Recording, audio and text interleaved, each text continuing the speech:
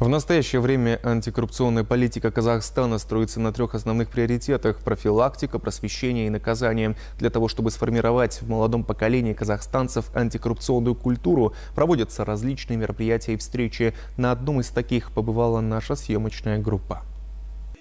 В актовом зале Дворца школьников нет мест. Всех этих молодых людей объединяет одно большое общее желание – искоренить коррупцию. Свою нетерпимость к этому недугу члены клуба «Адал Урпах» выражают в различных интерпретациях. Оценивают их конкурсные работы члены компетентного жюри.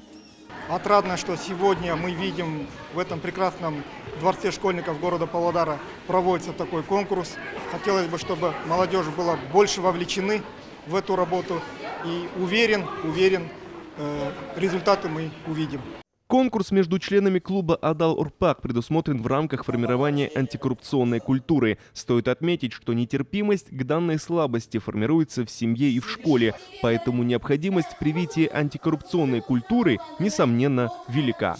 Мы сейчас основной упор делаем на антикоррупционное образование.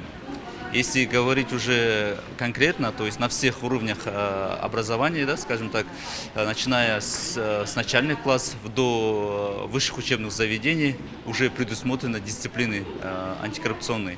Напомним, что клуб «Адал Урпах» существует во всех школах с 2016 года. В текущем мероприятии принимает участие порядка 200 его членов со всего Прииртышья. Молодые люди показывали нетерпимость к коррупции по двум направлениям деятельности – театрализованные постановки и ораторское мастерство. Мы будем показывать сцену и миниатюру, что давать взятки – это плохо. Мы в своей миниатюре покажем ДТП, где сбили человека, и мы дадим обет, что не будем давать взятки и будем бороться с коррупцией. Коррупция – это двигатель регресса. Мы хотим, чтобы наше государство развивалось, и мы поэтому говорим «коррупции нет».